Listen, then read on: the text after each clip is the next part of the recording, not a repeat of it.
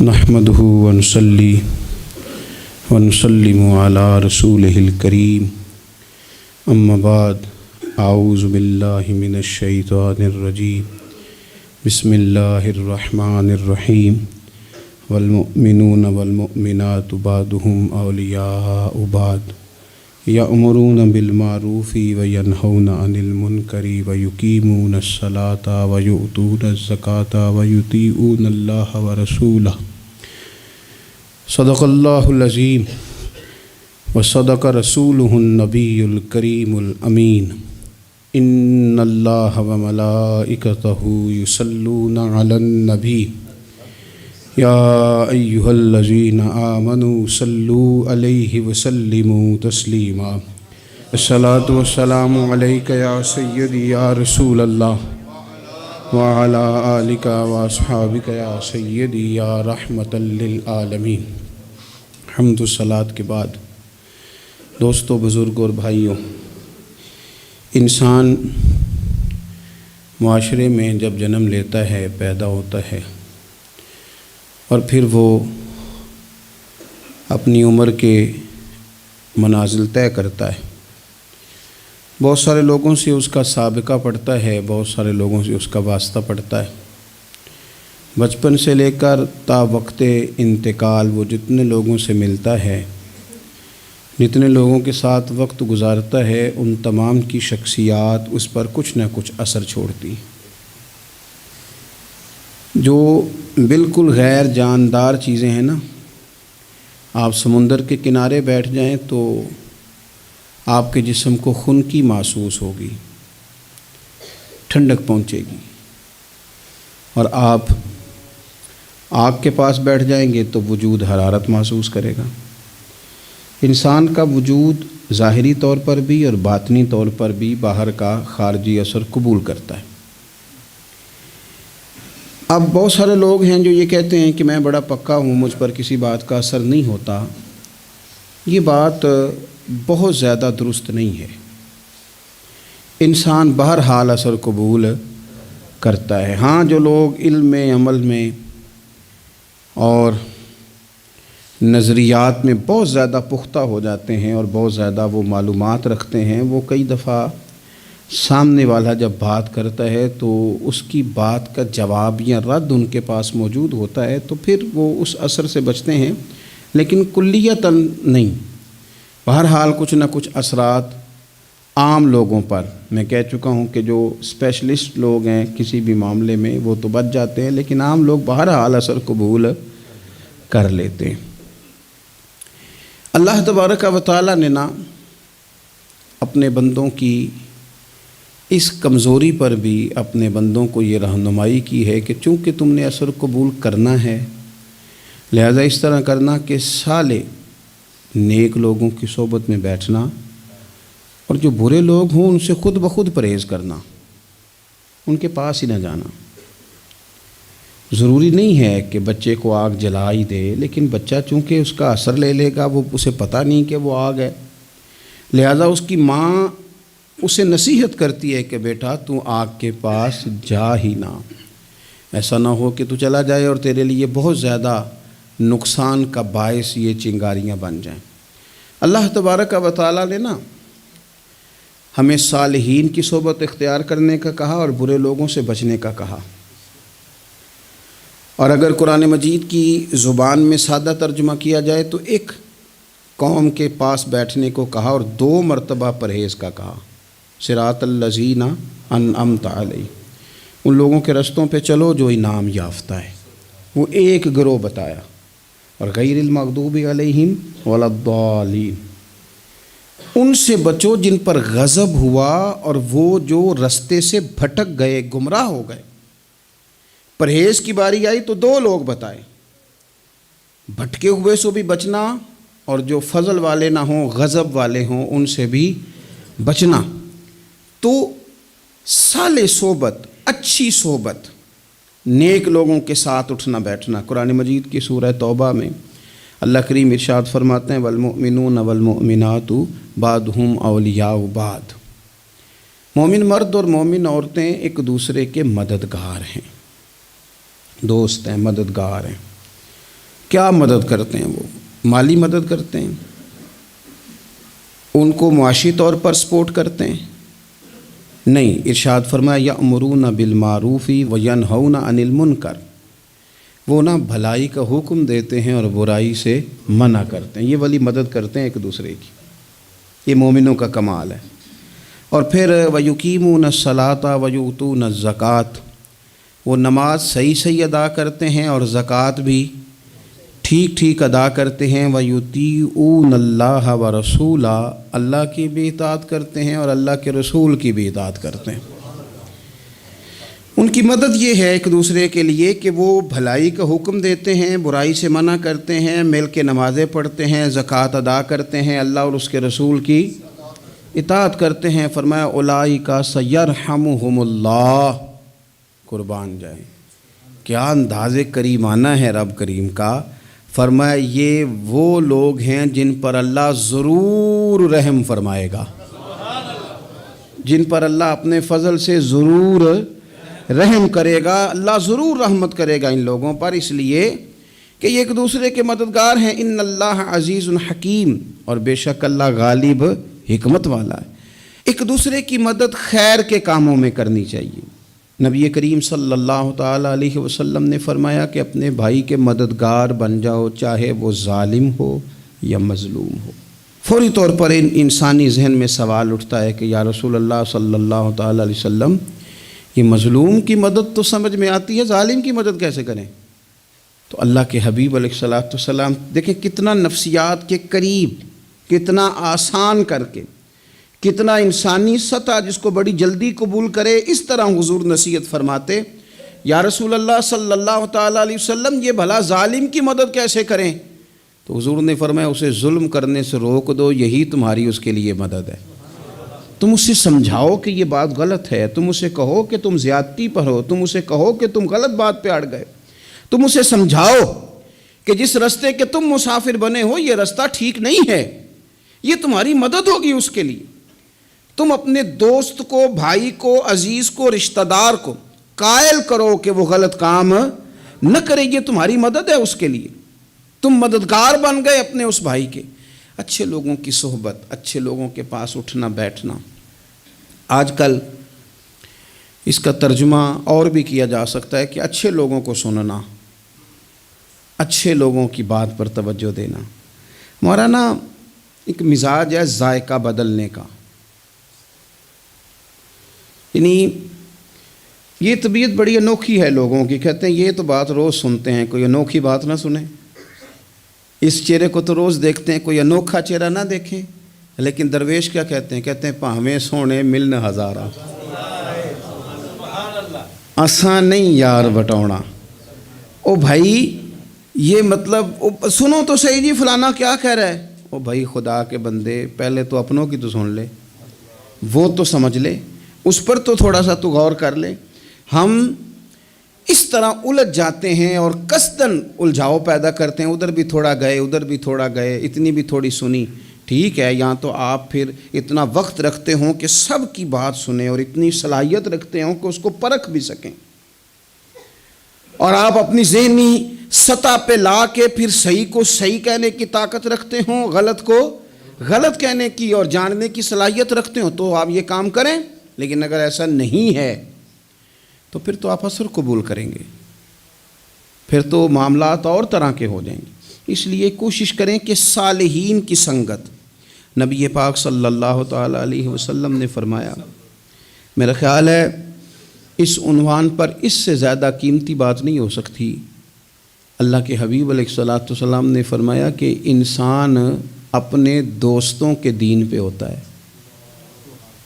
اوئے ہوئے اتنی بڑی بات، فرمایا انسان اپنے دوستوں کے مذہب پر ہوتا ہے، اس لیے سوچ کے بنایا کرو کہ یار کسے بنا رہے ہو، غور کر لو، اس کو دوستی کو، یارانے کو، اٹھنے بیٹھنے کو معمولی سا کام نہ سمجھنا، آنے جانے کو، سفر کرنے کو معمولی سا کام نہ جاننا۔ بندہ اپنے دوستوں کے مذہب پہ ہوتا ہے، اس کے منہ میں زبان اپنی ہوتی ہے۔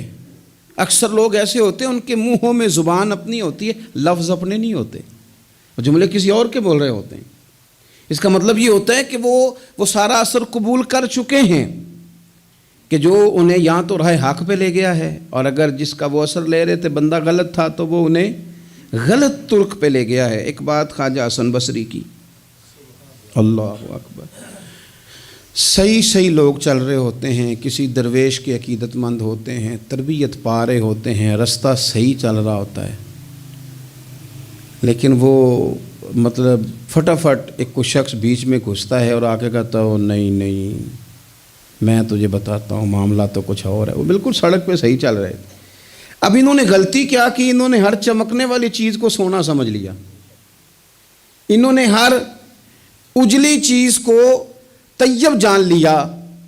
حضرت خواجہ حسن بصری فرماتے ہیں بروں کی صحبت میں نہ بیٹھنا، بروں کی صحبت تجھے اچھوں سے بدگمان کر دے گی، وہ تیرے ذہن میں اچھوں کے بارے میں۔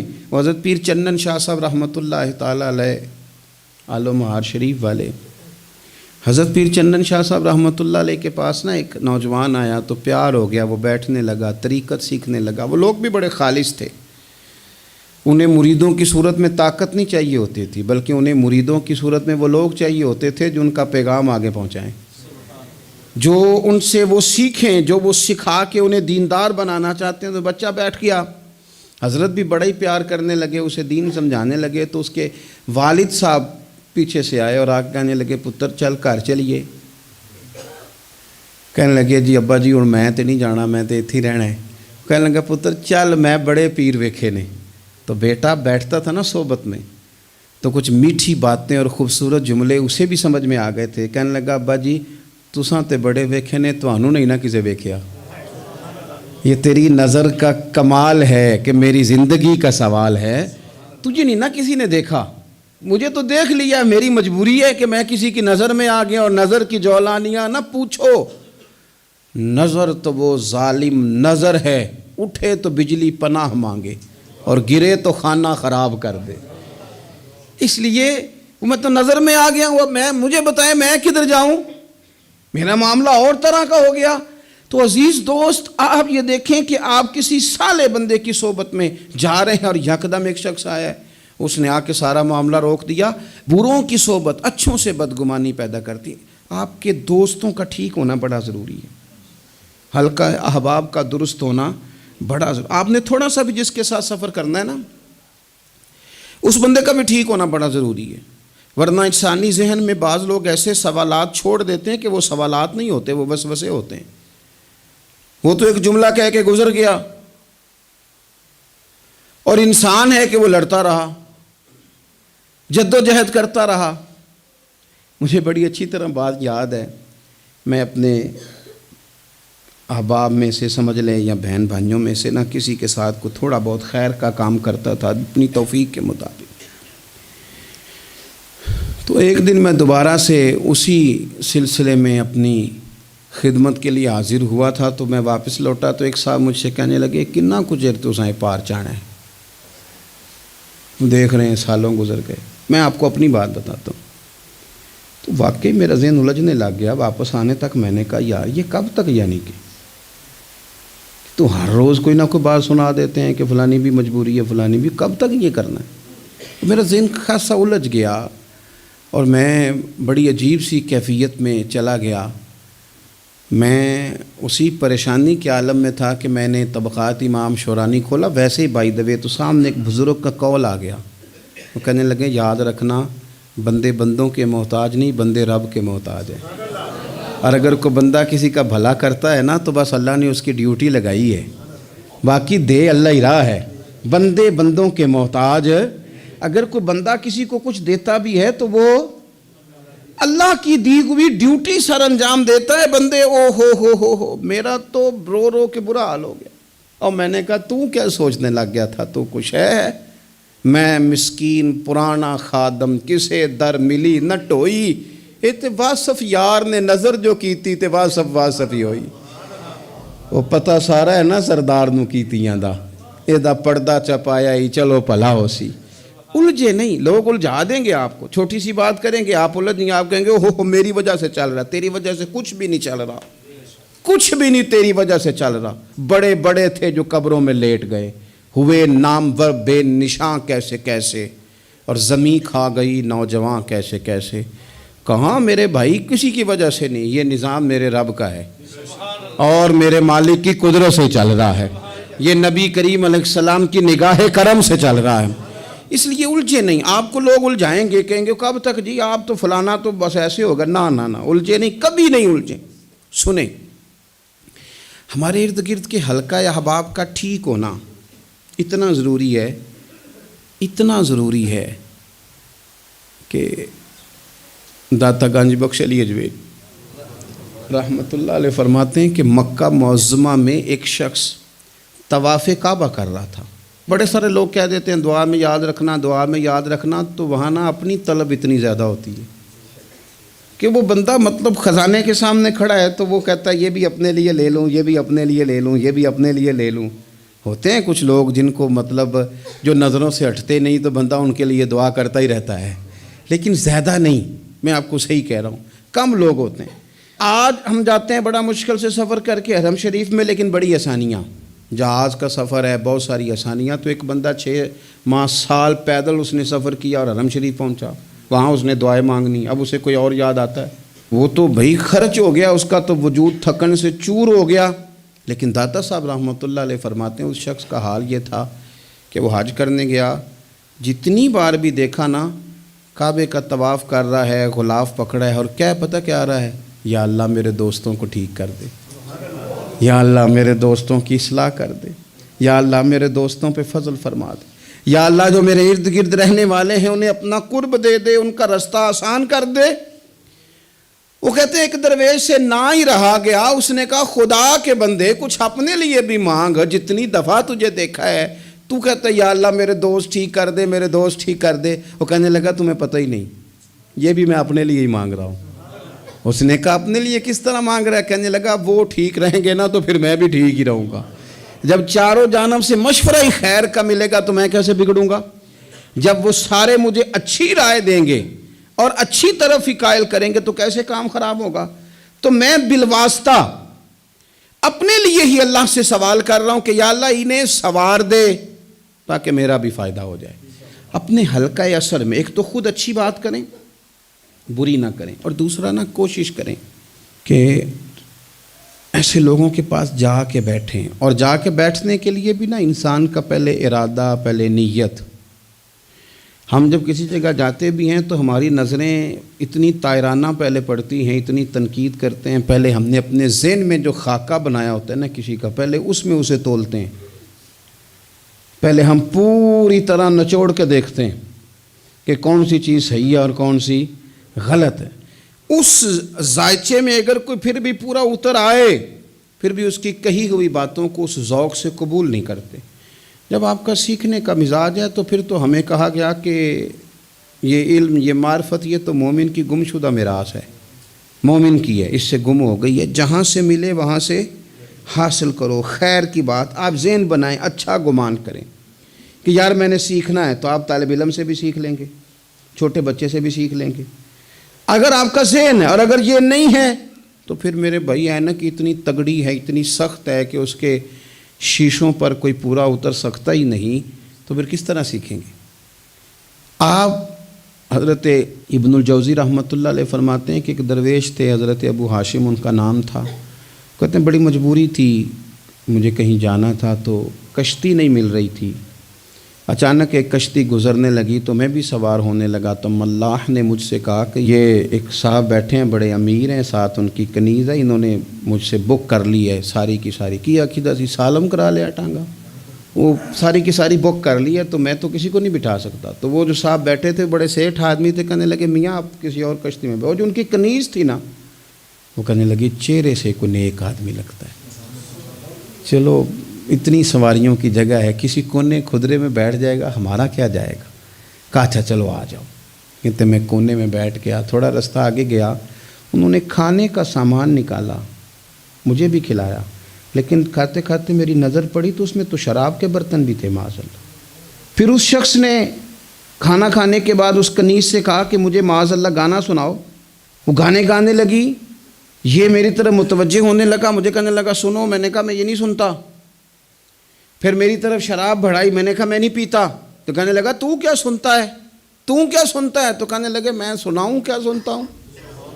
کہا سنائیے، فرماتے میں نے قرآن پاک پڑھنا شروع کر دیا۔ کچھ لوگ، میں آپ کو یقین سے کہتا ہوں، کچھ لوگ ایسے ہیں جن کی زندگی دور گزر گئی ہے مسجد سے، انہیں کو بندہ چاہیے جو تھوڑا سا جا کے پیغام حق سنائے۔ یعنی ان کو پتہ ہی نہیں ہے کہ دین میٹھا کتنا ہے، حسین کتنا ہے، قرآن میں چاشنی کتنی، سرکار کی تعریف کا، نعت خوانی کا رنگ کتنا شاندار ہے۔ میرا یہ ماننا ہے کہ جسے رب رسول کے رنگوں کی خوشبو کا پتہ چل گیا نا، پھر دنیا کا کوئی اور رنگ اسے اپنی طرف مائل کر ہی نہیں سکتا، سوال ہی پیدا نہیں ہوتا۔ کچھ لوگوں نے سونگا نہیں ہے، آئے نہیں ہیں، قریب نہیں آئے۔ تو شیخ ابو ہاشم کہتے ہیں، مجھے کہنے لگا سناؤ نا، امیر آدمی تھا، کبھی اس طرف گیا ہی نہیں تھا، ڈھیروں لوگ ہیں جو نئی مسجد جاتے۔ الہاکم التکاثر حتی زرتم المقابر، اللہ فرماتے ہیں کہ تمہیں دولت کی ہرس نے اتنا عجیب الجھا دیا کہ قبروں تک پہنچ گئے تم۔ بہت سارے لوگ ہیں قبر میں چلے جاتے ہیں، مسجد میں نہیں آتے۔ تو کہتے ہیں میں نے اسے چند آیتیں سنائیں، اس کی تو کیفیت ہی بدل گئی۔ کہنے لگا مولانا زندگی بڑی گناہوں میں گزری ہے، اب توبہ کر لوں تو مالک معاف کر دے گا؟ کارنامے خطرناک ہیں، پیچھے رجسٹر کالا سیاہ، معافی ہو جائے گی۔ دولت بڑی تھی تو پھر ہم نے بھی شراب کباب شباب میں اڑا دی ساری، معاف کر دے گا؟ تو کہتے ہیں میں نے کہا ہو بندے کے آنے کی دیر ہے، اس کی رحمت تو فوراً ہی قبول کر لیتی ہے۔ ویسے بھی عدل کریں تے تھر تھر کمبن، اونچیاں شانہ والے تجھے فضل کریں تے پھر تے بخشے جامن میرے جے منہ کالے۔ کہتے اس نے اس کنیز کو آزاد کیا، دولت اللہ کی راہ میں خیرات کی، 40 سال میرے ساتھ رہا،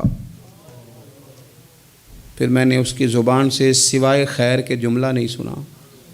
ایک کی بات کرتا تھا، کہتا تھا شیخ کاش آپ مجھے تھوڑا پہلے مل جاتے، زندگی سے یہ گلہ ہے کہ تو ذرا دیر سے ملا ہے، پہلے مل جاتے نا تو شاید میری زندگی کچھ اور دن بن جاتے، تھوڑی دیر اللہ والے کی صحبت۔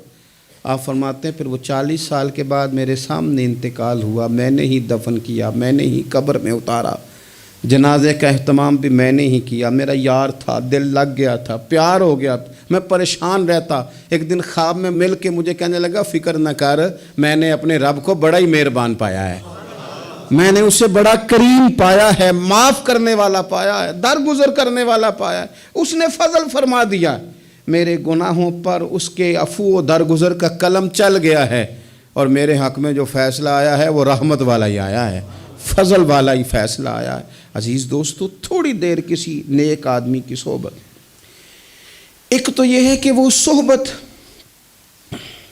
تقوی کی طرف مائل کرے گی،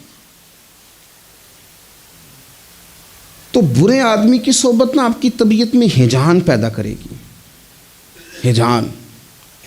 وہ لوگ ہی ہوتے ہیں جو مل کے کہتے ہیں چھوڑ ساری دنیا داری ہے، پیسے ہوں تو سارے ٹھیک ہیں، یہ لوگ ہی ہیں جو یہ سبق بھی پڑھاتے ہیں۔ وہ لوگ ہی ہیں وہ کہتے ہیں چھوڑ یار، کون سے درویش، کون سے مولوی، کون سے دیندار، سب اسی طرح کے ہی ہیں۔ یہ لوگ ہی ہیں جو کہتے ہیں چھوڑو میاں تم کس چکر میں پڑ گئے، ابھی تو اتنی عمر پڑی ہے۔ یہ سب چیزیں ہیں۔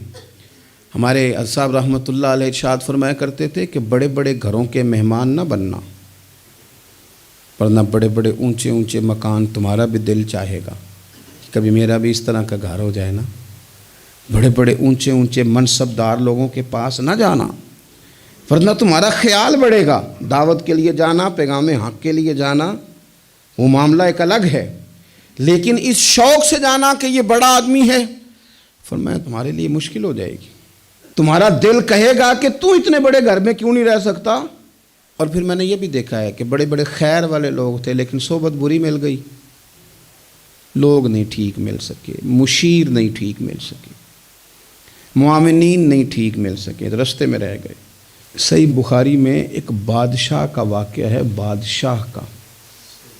میں نے جب اسے پڑھا تو میں حیران ہی رہ گیا کہ یہ جو مشیر وزیر ہوتے ہیں یہاں تک لے جاتے ہیں بندے کو۔ وہ ہمارے ایک وزیر صاحب نے تھوڑے دن پہلے کہا ہے، بیچارے نا خبروں میں رہنے کے لیے اس طرح کی شرارتیں کرتے ہیں۔ اس کی وجہ یہ ہوتی ہے کہ ملک کا نظام تو چلتا نہیں، تو پھر وہ چاہتے ہیں کچھ لوگوں کو ادھر الجھا دو تاکہ وہ اصل سے ان کی توجہ ہٹ جائے۔ انہوں نے کہا جی قائد اعظم اسلامی ملک نہیں بنانا چاہتے تھے، تو کون سا بنانا چاہتے تھے؟ پاکستان کا مطلب کیا؟ لا الہ الا اللہ محمد رسول اللہ صلی اللہ علیہ وسلم۔ میں آپ کے جواب میں صرف اتنی بات کہوں گا کہ جو پاکستان بنانے والے تھے نا، وہ آپ کی طرح کے لوگ نہیں بنانا چاہتے تھے، آپ کی طرح کے لوگوں کے حوالے نہیں کرنا چاہتے۔ ہمارے لیڈروں کا یہ حال ہے کہ اس طرح کے لوگوں کو مشیر بنا لیتے ہیں، وزیر بنا لیتے ہیں۔ یہ کتنی رکاوٹ پیدا کرتے ہیں، کتنی تباہی کرتے ہیں۔ دیکھیے بخاری میں موجود ہے، ہرقل بادشاہ نے حضرت ابو سفیان رضی اللہ تعالیٰ عنہ، جو اس وقت ابھی کلمہ نہیں پڑھتے تھے، ان کو بلا کے نبی پاک علیہ السلام کے بارے میں ساری باتیں پوچھی، ایک ایک بات اس نے حضور کے بارے میں پوچھی، اور آخر میں یہ بھی پوچھا کہ کیا انہوں نے معاذ اللہ کبھی جھوٹ بولا ہے؟ تو ابو سفیان کہنے لگے نہیں، قربان جاؤں، میری مخالفت اپنی جگہ پہ، لیکن وہ میرے سامنے پیدا ہوئے ہیں، 40 سال کی عمر میں اعلان نبوت کیا ہے، ان کی گود میں بیٹیاں کھیلتے میں نے دیکھی ہیں، ان کے مقدس بال میرے سامنے سفید ہوئے ہیں، محبوب نے جب بھی بولا حق اور سچی بولا ہے۔ اس کی نا طبیعت میں دین اتر گیا بادشاہ کی۔ اس نے اس کے جواب میں بڑا خوبصورت جملہ کہا، کہنے لگا جس نے بندوں سے کبھی جھوٹ نہیں بولا، وہ یہ جھوٹ کیوں بولیں گے کہ میں اللہ کا رسول بن کے آیا۔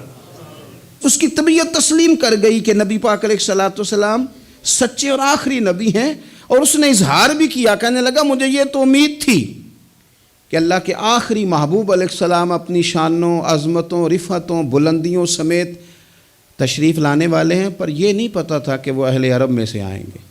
اس نے کہا میں جلدی سے حاضر ہو کے نا حضور کی اطاعت قبول کرتا ہوں۔ لیکن بادشاہ تھا نا، بڑا آدمی جو ہوتا ہے نا، وہ اپنے ماحول کو ذرا تھوڑا ساتھ لے کے چلنا چاہتا ہے۔ تو بادشاہ نے بھی نا اپنے جتنے اس کے وزیر مشیر تھے ان کو بلایا اور اپنے محل میں دعوت دی۔ ذرا انداز دیکھیے گا، اور خود بالا خانے کے اوپر چڑھ گیا، دروازے بند کر لیے، اور اوپر چڑھ کے نا انہیں بالا خانے سے جھانک کے کہنے لگا تمہیں بھی پتہ چل گیا، مجھے بھی پتہ چل گیا، اللہ کے آخری رسول تشریف لے آئے صلی اللہ تعالی علیہ وسلم۔ اب میرا خیال ہے کہ ہماری اور تمہاری بہتری اور بقا اسی میں ہے کہ ہم بیٹھے نہ رہیں، جلدی سے جا کے محبوب پاک کے دامن کو تھام لیں، حضور کی فرما برداری قبول کر لیں۔ اب جب بادشاہ نے یہ بات کی تو وہ جو وزیر تھے، مشیر تھے، ان کی حالت اتنی خطرناک ہو گئی کہ وہ تو دروازوں کی طرف دوڑے کہ کھولیں گے اور نوچ لیں گے بادشاہ کو، یہ کیا کہہ رہا ہے معاذ اللہ۔ اس قدر زیادہ ان لوگوں نے اظہار کیا استغفر اللہ معاذ اللہ دین سے دوری کا۔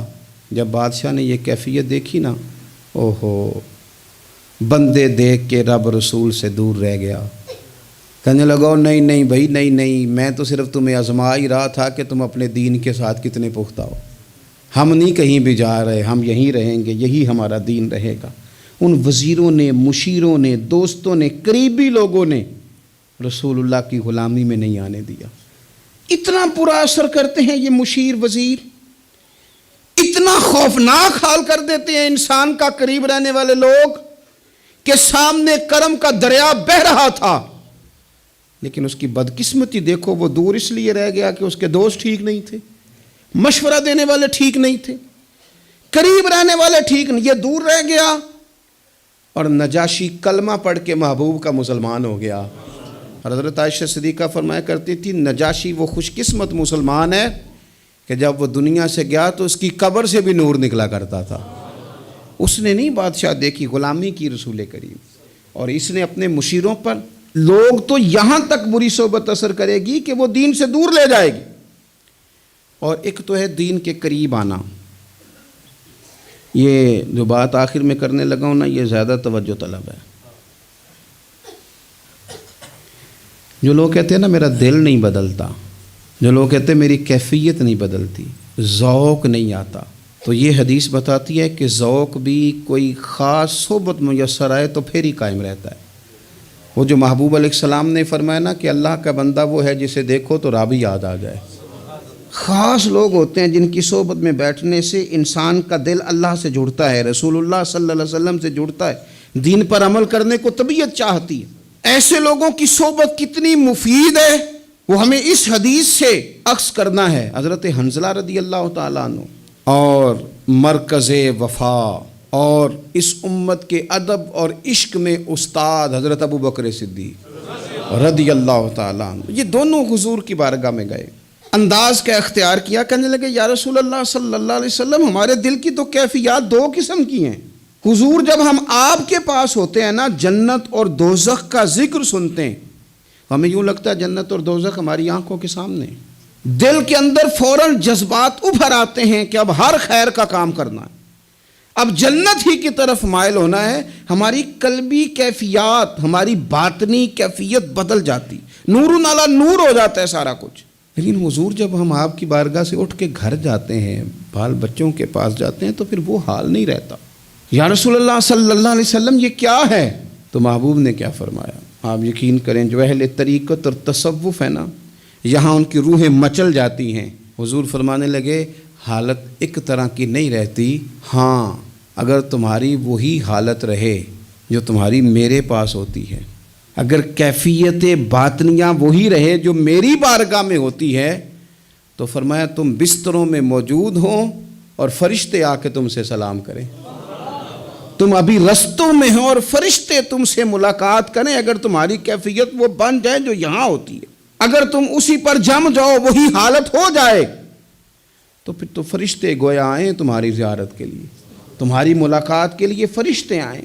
اگر کیفیات بدل جائیں کسی اللہ کے بندے کی بارگاہ میں بیٹھ کر، تو پھر اس کیفیت کو برقرار رکھنے کی کوشش کی جائے، اگرچہ حضور نے فرما دیا کہ کیفیات ایک جیسی نہیں رہتی۔ اور چلو میرے بھائی تھوڑی دیر کے لیے ہی صحیح، جتنی صحبت میسر آئے، شاید اسی لیے امام اعظم ابو حنیفہ رحمۃ اللہ علیہ کی عمر 60 سال سے زیادہ تھی، تو کسی نے پوچھا حضور کتنی عمر ہے؟ فرمایا عمر ہے 3 سال۔ حضرت آپ تو علم، عمل، روحانیت، معرفت کے شاہ سوار ہیں، تو ساری داڑھی سفید اور آپ کہہ رہے ہیں 3 سال۔ فرمانے لگے عمر وہی 3 سال ہے جو امام جعفر صادق کی خدمت میں گزر گئی۔ وہ کیفیات جو ان کی بارگاہ میں رہتی تھیں، وہ انداز جو ان کی بارگاہ میں رہتا تھا، جو ان کے پاس ہوتا تھا، وہ پھر کہیں اور میسر ہر مشکل دی کنجی یارو ہاتھ مرداں دے آئی، اور مرد نظر کرے جس ویلے، اوئے ہوئے ہوئے، مرد نظر کرے جس ویلے، مرد نظر کرے جس ویلے، پھر مشکل رہے نہ کائی۔ وہ جو کیفیات ہے نا اس وقت کی، جب کوئی رب کا بندہ ملے اور انسان اس کی صحبت میں بیٹھ کے اپنے رب کو یاد کرے، رسول کریم کی محبت میں مچلے، تو پھر وہ لمحے اتنے قیمتی ہیں کہ وہ زندگی سنوارنے کے لیے کافی ہو سکتے ہیں۔ اللہ کریم اچھی صحبت نصیب فرمائے۔ آخر دعوایا ان الحمدللہ رب العالمین۔